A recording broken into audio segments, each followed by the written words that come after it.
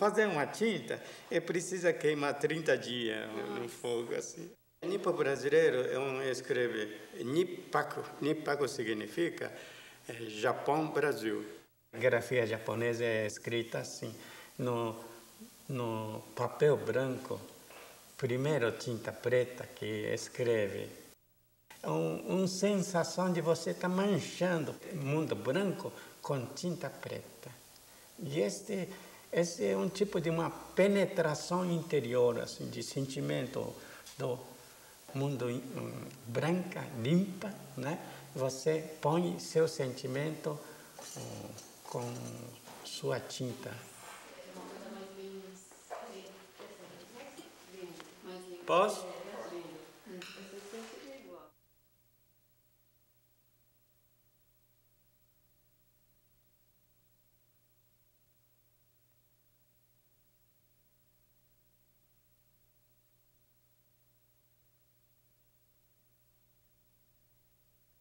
O palco, assim, digamos, é um papel em branco, tá ali pronto para você, né, trabalhar. Vamos? Então vamos.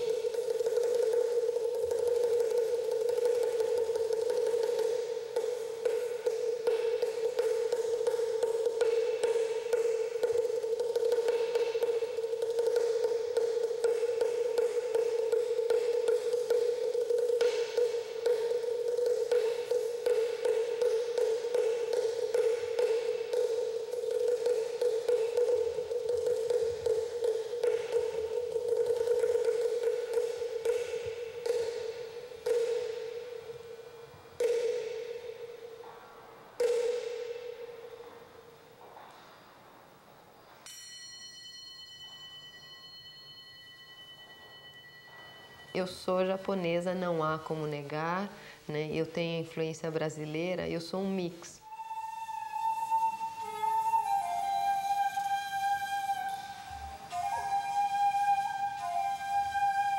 O movimento da dança brasileira e o movimento da dança japonesa, eles se contradizem, eles se chocam. O que seria esse hibridismo, se não o próprio resultado desse choque?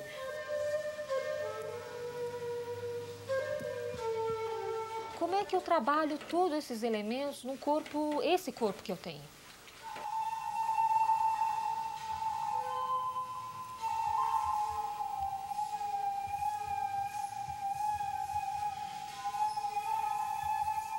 A gente tem, não é, um dado a mais, não é, cultural, não é, que a gente eventualmente pode acrescentar, não é?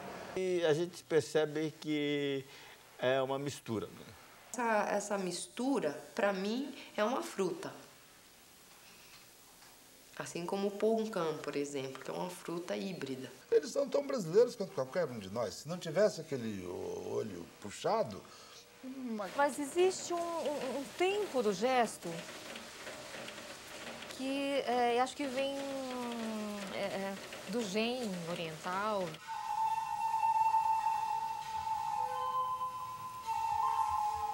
Eu até falo meio italianado, porque tantos vizinhos italianos que eu falo assim, meio italianado.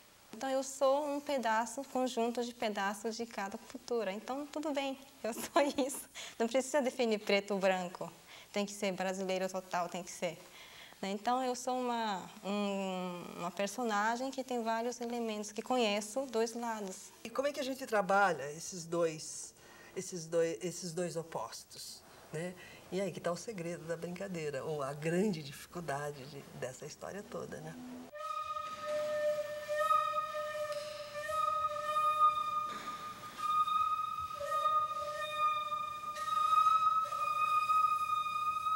Durante muito tempo, essa origem um pouco torta, ela foi um estorvo. Assim, o que é mais legal nisso é você sacar que existe a possibilidade de tirar coisas boas tanto de um lado quanto de outro. E em algum momento ela passa a ser uma grande riqueza. Eu acho que é o momento da maturidade. Lógico que demorou um tempo esse amadurecimento, né? E não só a aceitação, mas também assim o aprofundamento dentro da tradição.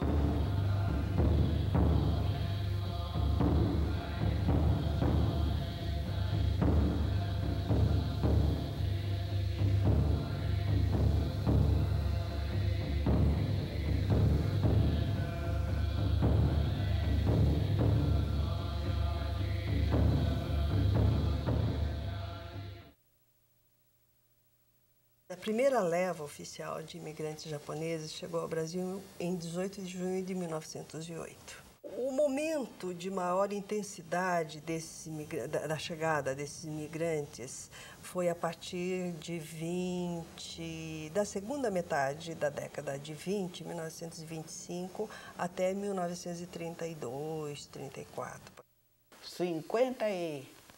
55 dias levou. Que ano foi? 1925. Dia 19 cheguei em Santos.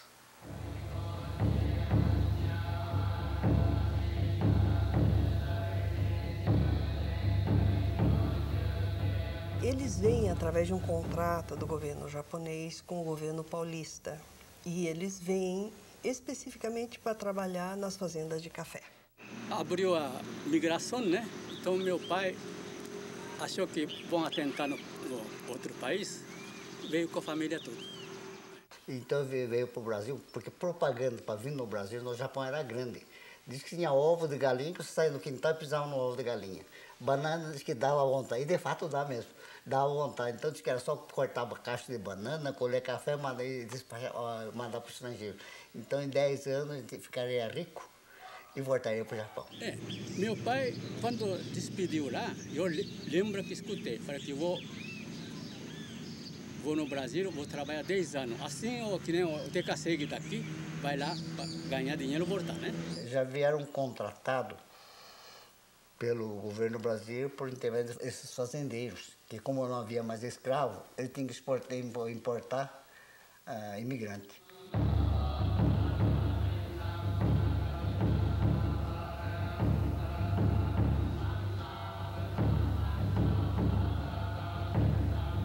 Quais as principais dificuldades desse pessoal? É a questão da língua, a questão da alimentação e até do trabalho em si, né? Tem muita gente que, aliás, a maior parte deles nunca tinha visto um pé de café, né? Eu judiei do meu pai quando chegou no Brasil. Por quê?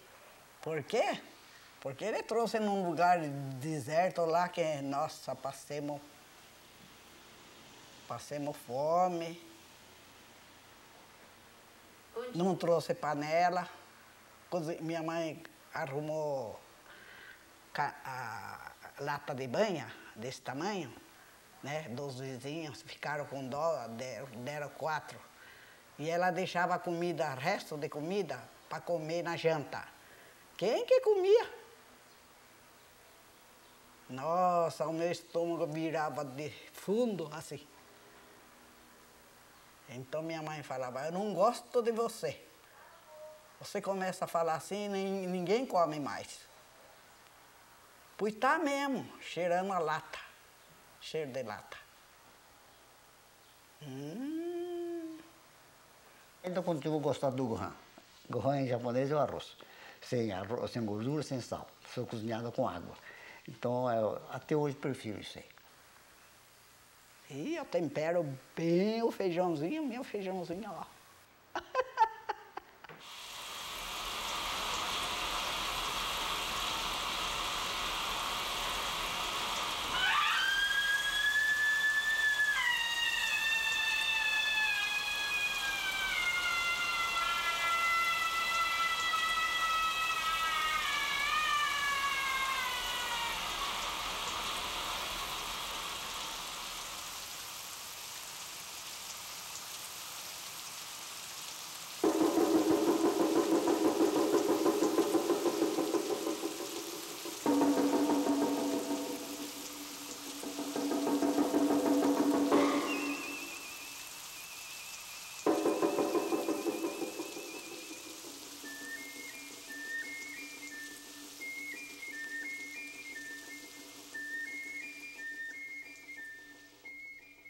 E hoje entre os japoneses havia uma guerra. Se você falar, o japonês fala que o Japão perdeu a guerra, você era matado por outro japonês que não aceitava que o Japão tivesse perdido a guerra. Entre 80% e 90% da comunidade acreditava na vitória do Japão.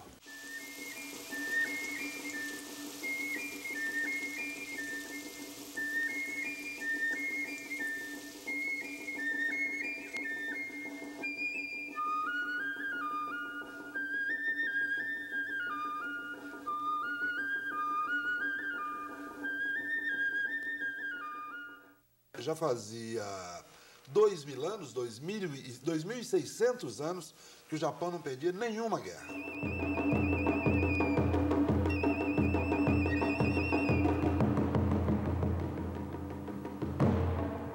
O japonês não sabia o português suficiente para suprir as necessidades da alma dele, né? Quer dizer, ele lia aquele português e podia até falar assim, ah, tá, o Japão perdeu a guerra, ah, tá, sei.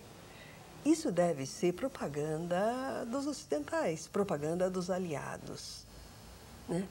Por quê? Porque em 42, quando os meios de comunicação, né, escritos em língua japonesa, que era o que ele confiava, eles deixam de circular. E até aquele momento o Japão estava ganhando a guerra. Os que admitiam que o Japão tinha perdido a guerra eram mortos por essa organização, pela Shindo Hemei, mortos de uma maneira ritualística, bem ao estilo japonês. O que você faz com um traidor? Você mata, né? Em consequência disso, nós tivemos 23 mortes.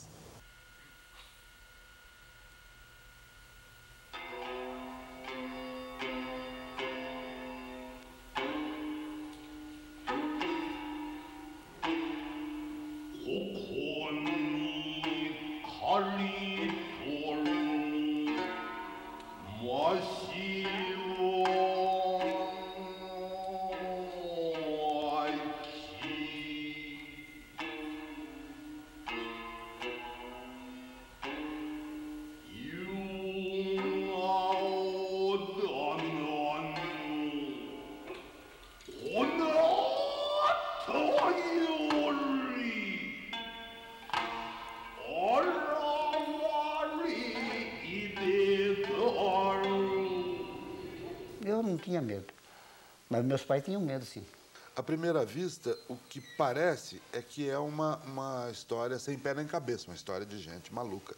Mas não é, há uma lógica por trás disso, há uma objetividade por trás disso, ou um conjunto de ingredientes que, se você não for uma pessoa preconceituosa, você consegue justificar, ou pelo menos entender o surgimento desse movimento. Piracicaba não teve.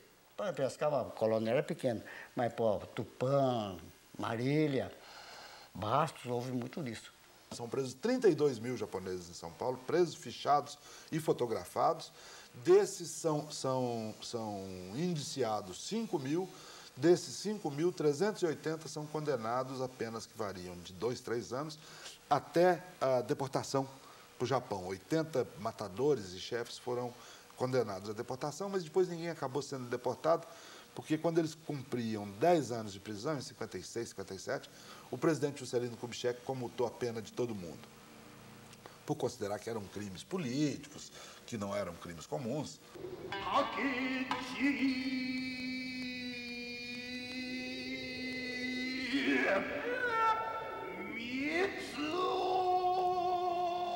A Shindo desapareceu aí com essa pressão da polícia e dá-se um fenômeno curioso, que a maioria daqueles que pretendiam ir embora já tinham decidido ficar aqui.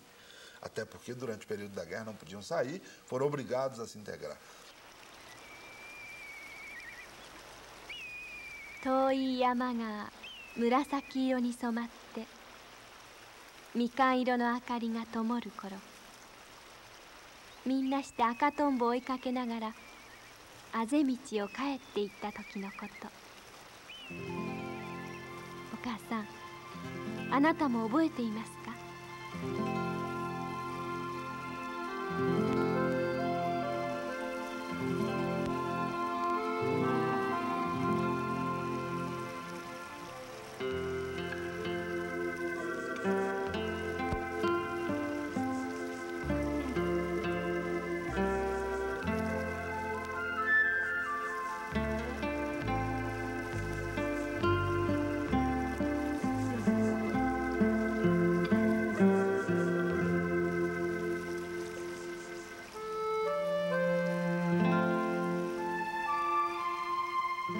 ？Depois da Segunda Guerra Mundial, essa consciência de que será difícil retornar ao Japão, então o imigrante toma uma outra postura, né?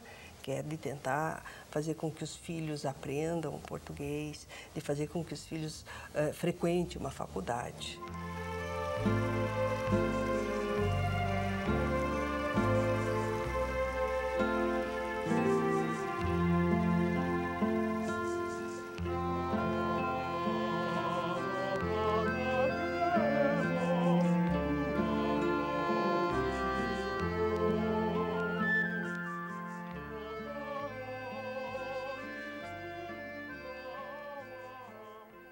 Português a gente não foi na escola mesmo. Eu não tive um dia de aula de japonês e grupo escolar mesmo, zona rural, fiz até 3º ano só. Sou semi-analfabeto. Escola não foi, né? Não tinha escola e cresceu sem ir na escola. Ah, não, a gente chorava toda noite. Queria mesmo aprender corte e costura. Meu pai falou que aí vai. Que aí vai não dá, né? Que aí vai, você dá para ir? Não dá, então chorava. Chorava, soltava tudo, sarava.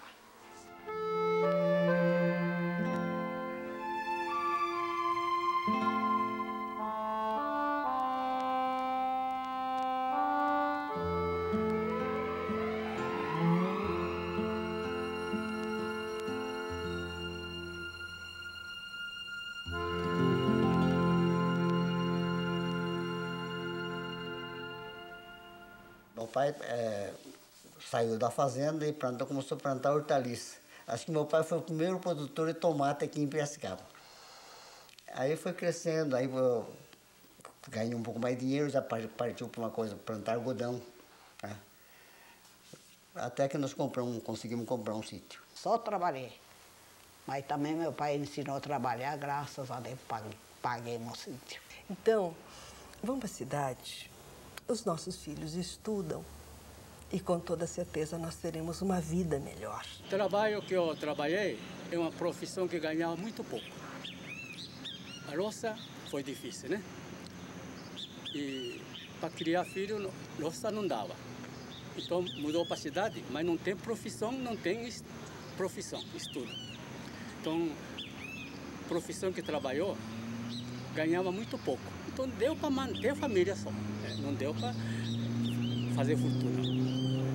Que profissão foi essa? Trabalho de motorista. Daí o filho mais velho,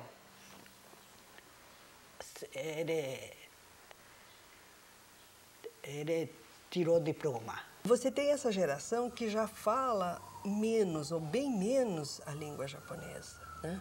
E que vai tentar a todo custo aprender a língua portuguesa, né?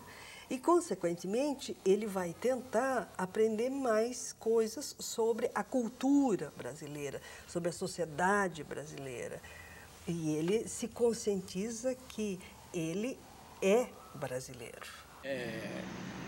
Filho que criou tudo, já sistema brasileiro, então não dava condição de ensinar 2 tipos que trabalhavam até, né? Então, estudou só linguagem português. Os japoneses não queriam que os filhos casassem com brasileiro, mas o japonês se entregou muito fácil, após a guerra, com os brasileiros. Tanto é que eu tenho 2 filhas casadas com brasileiro, tinha um filho que era casado com um brasileiro, e meus netos, por sinal, são muito bonitos. O mestiço japonês com brasileiro dá um menino muito bonito. Eu tenho 4 filhas, tudo casado com brasileiro. Agora já tudo é assim mesmo, né? Já tem Nola brasileira, né? Tem a neta tá namorando brasileiro, né? Desse jeito.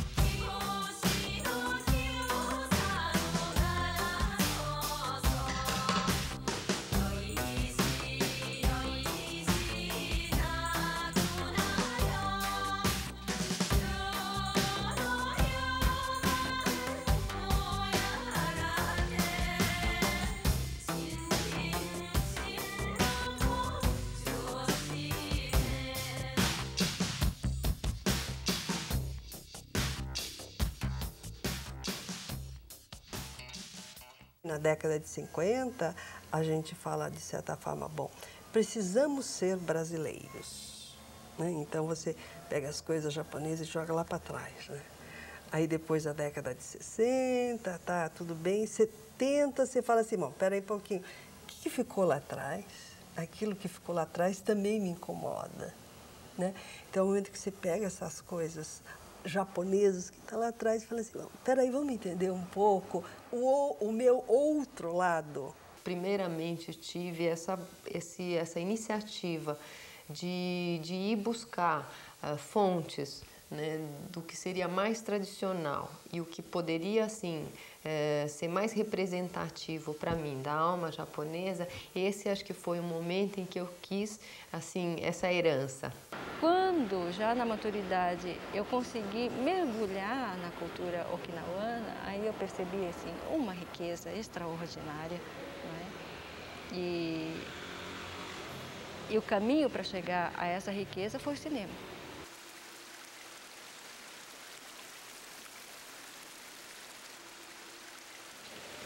No meu caso, a busca se deu através do nome mesmo.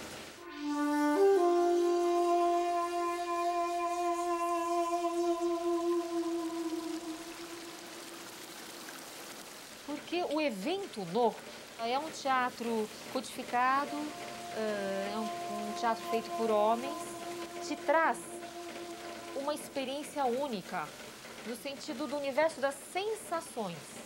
Porque não é um gesto que você vê no cotidiano, não é um gesto realista, mas de repente um gesto que acontece de uma forma extremamente lenta vai abrir um espaço dentro de você que você não está acostumado a usar no teu dia a dia, mas ele existe.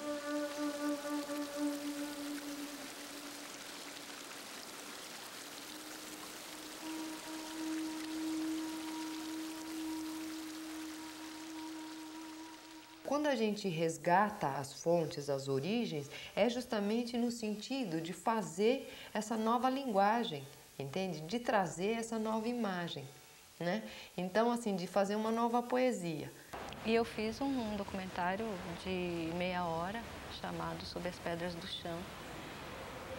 E aí eu percebi que este encontro do cinema com a cultura japonesa seria um instrumento belíssimo para um resgate que eu já estava pronta a fazer.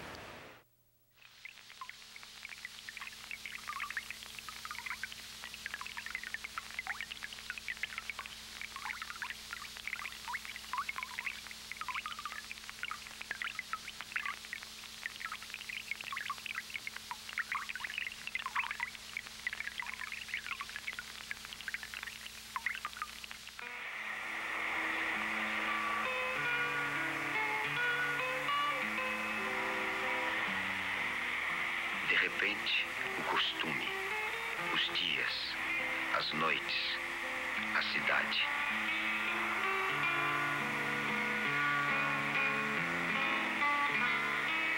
Não se percebe mais a água que se toma, os carros, as compras, a mesma e outra antiga fábula.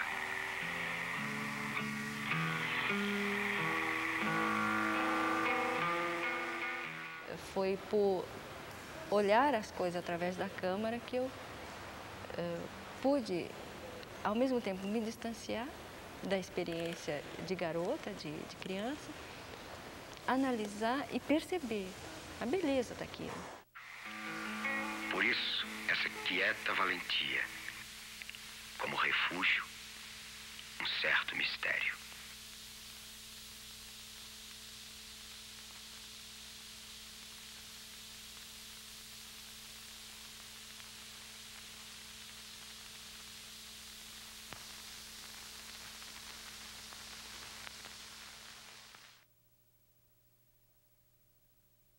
É claro que todos esses trânsitos culturais, aí não só com o Japão, mas entre muitas outras culturas, claro que existe essa rede de informações e isso é super interessante.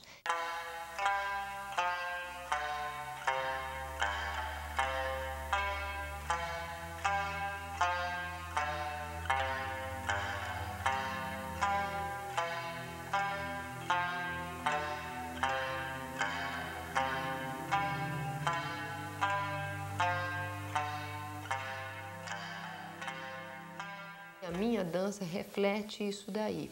É uma sequência de paradoxos, é uma sequência de contradições. E eu acho que isso faz parte da identidade nipo-brasileira. Eu acho que no caso da Suzane Yamauchi, esses solos que ela fez explorando a cultura japonesa, num primeiro momento, mesmo sem ter ido ao Japão e depois, a partir de uma viagem que ela fez, eu acho que são interessantes.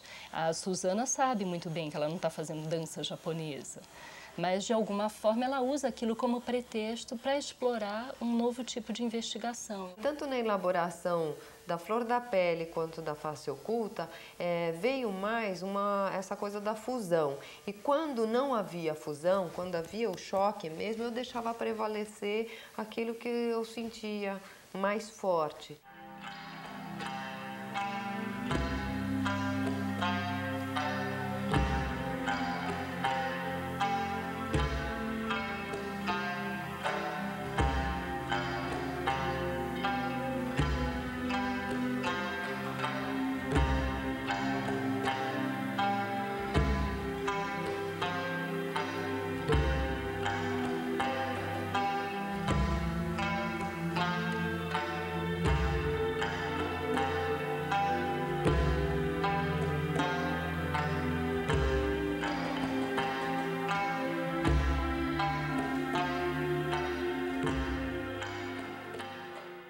A gente vê, por exemplo, espetáculos onde no meio do trabalho aparece lá uma variação de movimentos do kabuki, ou aparece uma roupa típica japonesa, ou um cenário do Japão. Então é uma espécie de importação assim de um pedaço do Japão dentro de uma outra estrutura.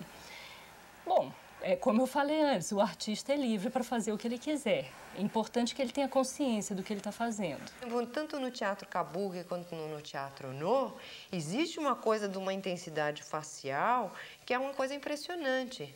Muitos estão com máscara, né?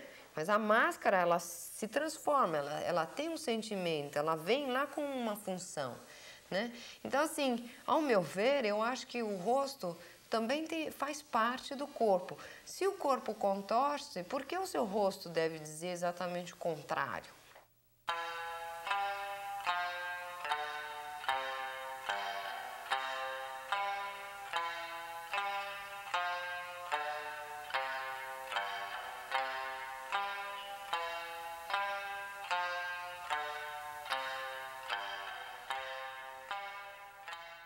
O Butô, que é uma dança do Japão contemporâneo, depois da guerra, ele causou durante anos uma fascinação imensa, não só para os brasileiros, mas muitos outros ocidentais de outros países do mundo.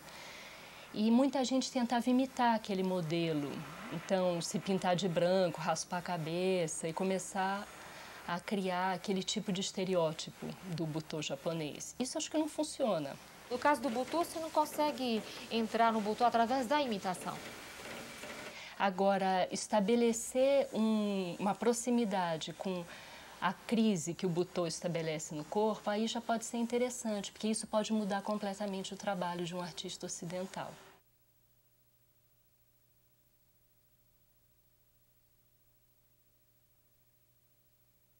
Eu aprendi dança onde os professores, todo mundo falava assim, olha, você tem um espaço livre que deve ser preenchido.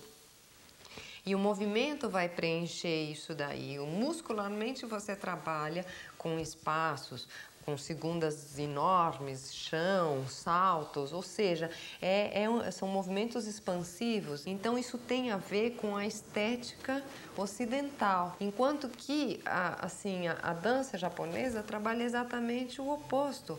Ele não espalha energia, ao contrário, ele condensa as energias, ele traz para si, entende? Então o fato dele estar parado, por exemplo, num canto do palco, não quer dizer que ele não está tomando o palco inteiro.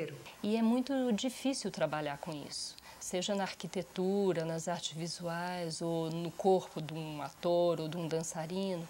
É muito difícil, porque esse momento de silêncio, de não movimento, só aparente, mas que ao mesmo tempo prende a atenção de uma plateia, precisa de muita maturidade, é complicado desenvolver isso.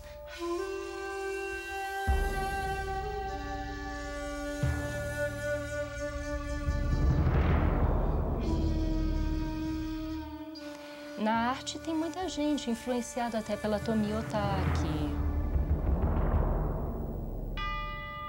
Ela tem uma formação japonesa, né? Então isso está inerente, né? Mas ela faz uma pintura ocidental, né? Então, quer dizer, automaticamente acaba tendo essa mistura, né? Uma pintura ocidental feita por uma oriental, né? E aí ela fala o seguinte, no entanto, o que eu acho interessante fazer é justamente uma coisa que se assemelhe, né, ao haikai, né?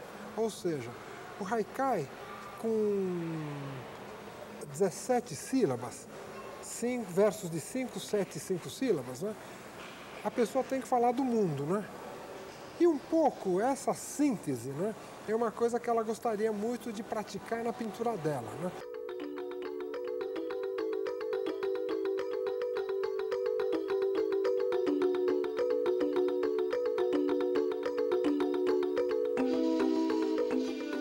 E isso é interessante, é você trabalhar dentro do mínimo.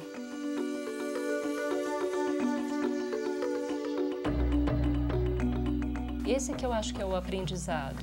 Isso é uma coisa que, na verdade, já estava em todas as artes tradicionais japonesas e que aparece também nas experiências contemporâneas.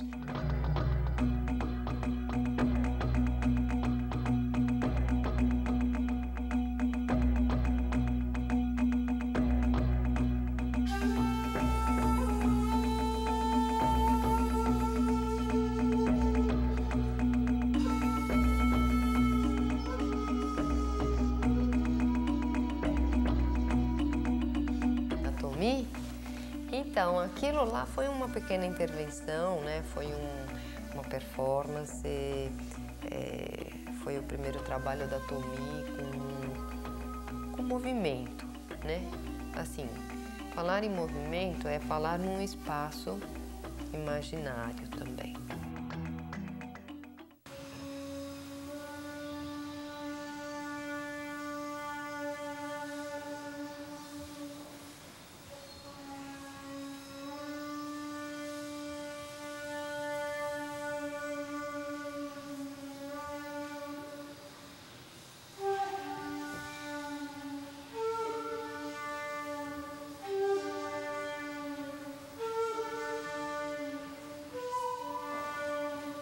A gente criou meio que um diálogo, né? Um diálogo em 3, porque é a obra da Tomi sendo tocada por mim e sendo dançada pelo Tomi, que numa música, né, que dá essa coisa meio até bastante abstrata.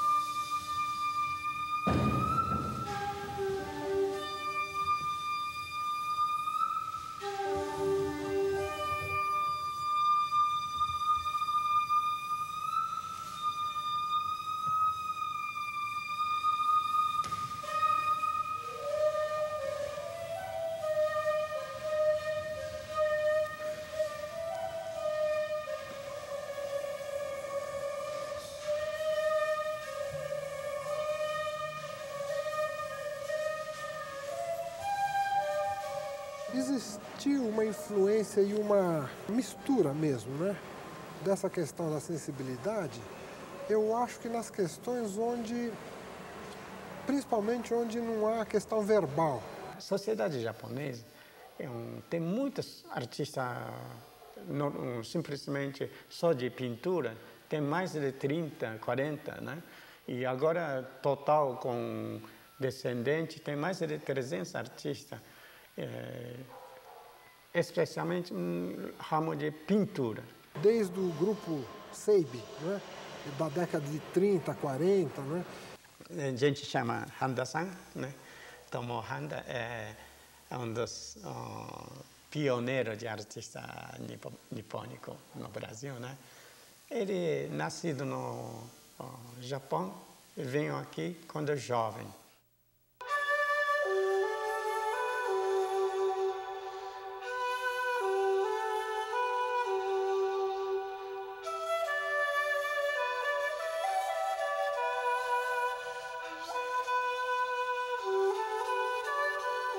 Ele é pintor, organizou um salão, chama Salão Seibi. É o único pintor que nunca ganhou prêmio, porque ele é organizador, né? A vida inteira ele pintando a vida de imigrante japonês. É um grande trabalho dele, né?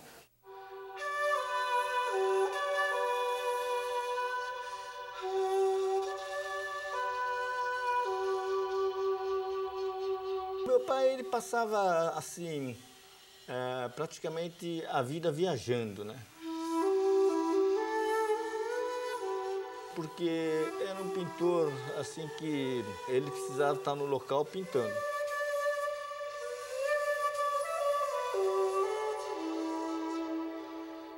Handel é diferente. Mesmo que ele passa fome, ele precisava retratar a luta de seus amigos. E também ele trabalhou muito no ramo do cooperativa, agricultura, cultura. Agricultura, cultura é quase igual, né? Acho que se não cuidar da agricultura, não existe cultura. E se você não entender cultivar uma coisa, acho que não dá para entender cultivar a cultura também, né?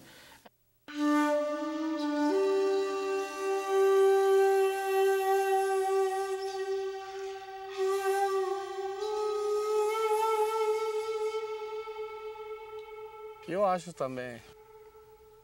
Cultura vem da terra, vem de natureza, né?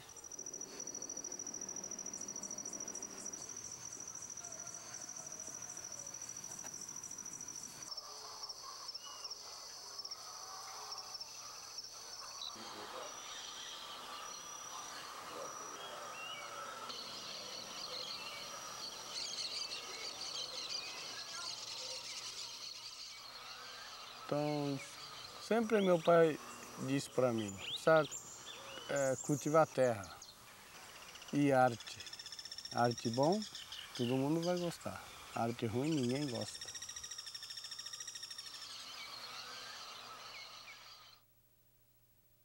Isso é né, arte っていうのは何も石を彫ったり絵を描いたり踊ったりすることじゃなくて、これは岩さんの言葉だけども、岩井勇のアーティ芸術に対する考え方は、百姓ラブラドールは全部芸術家だと。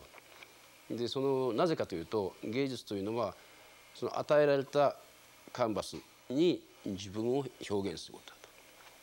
そうすると与えられたその土にからどうしたら最もいいものが取れるか、どんないいゴヤバが取れるか、アバガシが取れるか、ミリを取るようにできるか、それがその人の表現だと。それをその芸術というんだと。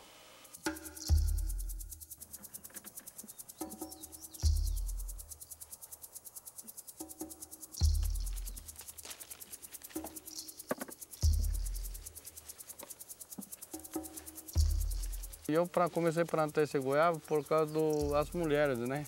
Que ia na roça, pegava no colher milho, essas coisas. Falei, não. Aí depois comecei a plantar esse goiaba.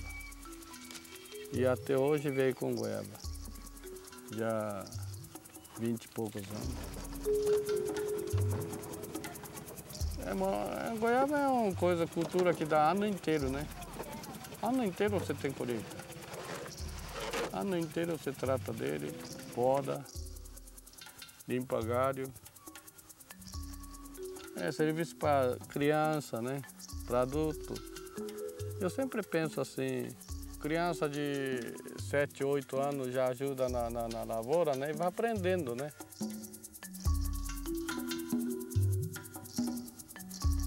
Estão aqui para viver com harmonia, tudo fazendo arte, né? Escrevendo poesia. Metade dia trabalha, metade dia pode ser escrevendo poesia. Nós temos a parte cultural, que seria, né? Parte de coral, de dança, de balé, de piano, de violino. tudo que possa de pintura. Então eu acho que tudo isso aí é diferente de uma família pequena. É muito diferente, eu acho, porque na minha família eu não tinha o que os meus filhos têm.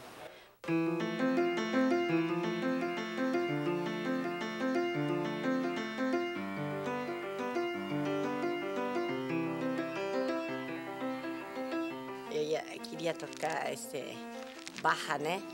Ave Maria. Esse Ave Maria, né?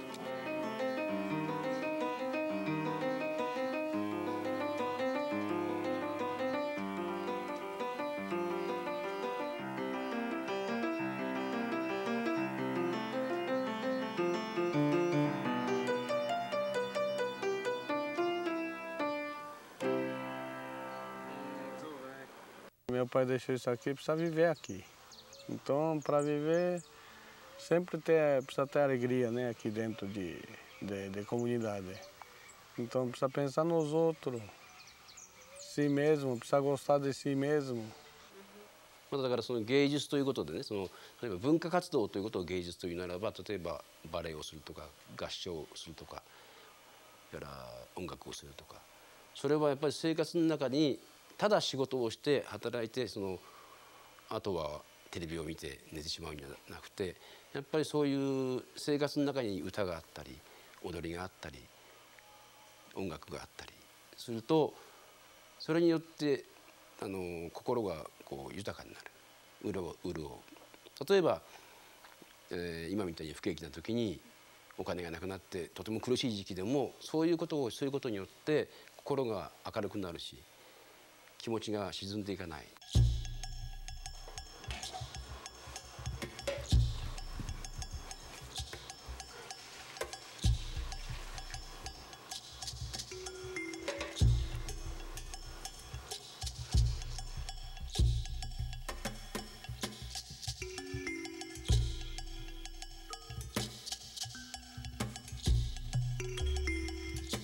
ここの人たちの生活と出すというよりもここの人たちの働いてる姿の動きの美しさっていうのに非常に感動を受けて。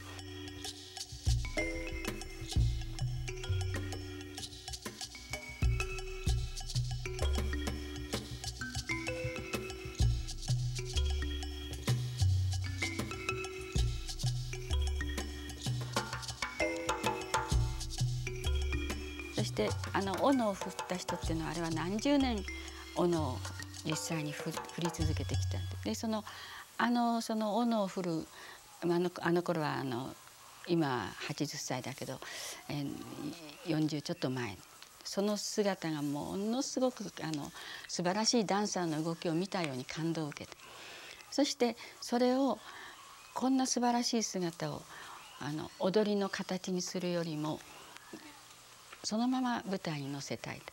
そしてその素晴らしい動きという働いている姿の動きに匹敵するダンサーたち、この人の斧を振ってる姿に負けないだけのダンスとしての動きをできるようになりなさいということで踊りを作り始め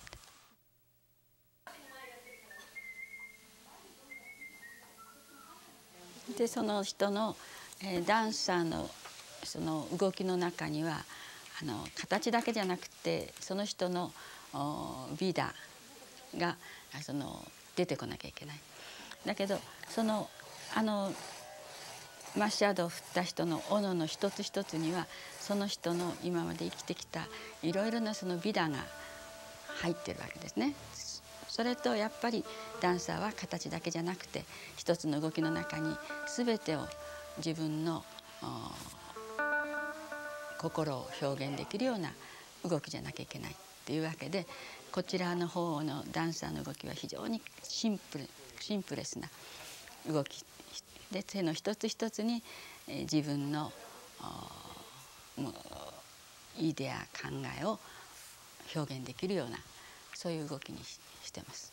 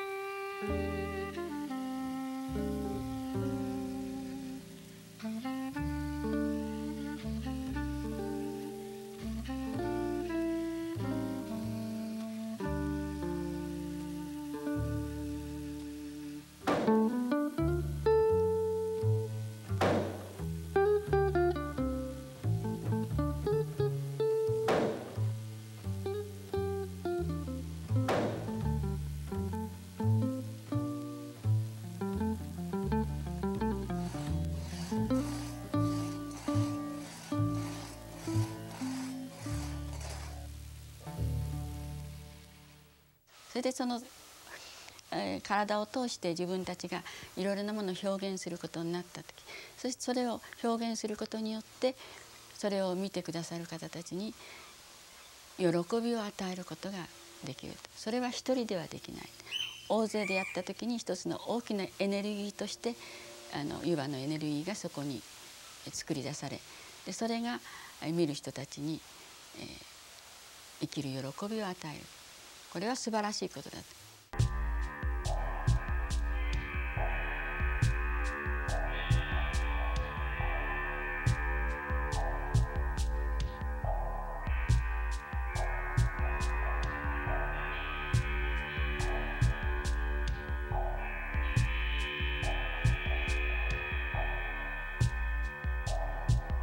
Eu aprendi a dançar desde que eu comecei assim, engatinhar, começar a andar, aprender a começar a andar, eu já estava no palco.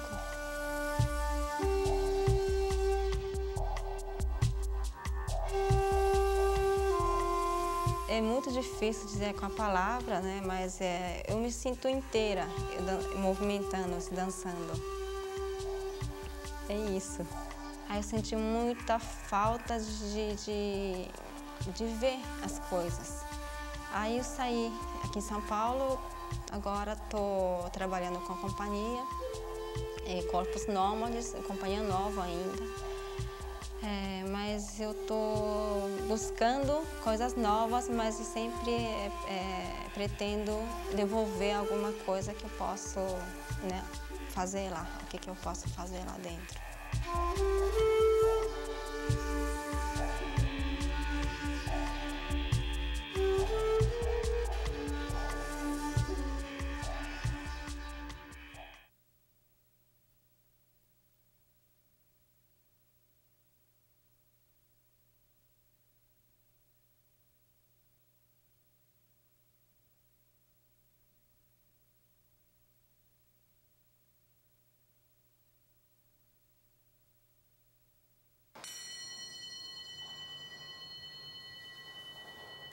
Todo japonês sonha uma vida ideal. Dias que tem sol, você sai na roça. Dia que chove, tranca no seu ateliê pintar ou ler livro. Eu pensei que o Brasil pode fazer isto. Acho que é o único país do mundo que ainda pode manter esse tipo de vida. Eu escolhi para o Brasil. Mas no Brasil, eu sou muito mais japonês do que japoneses que vivem no Japão. Porque eu consigo identificar essa tendência. Aquele que você tem no interior de você, aquele Japão, é totalmente especial. Coisa especial para identificar muito mais fácil do que coisa comum, né?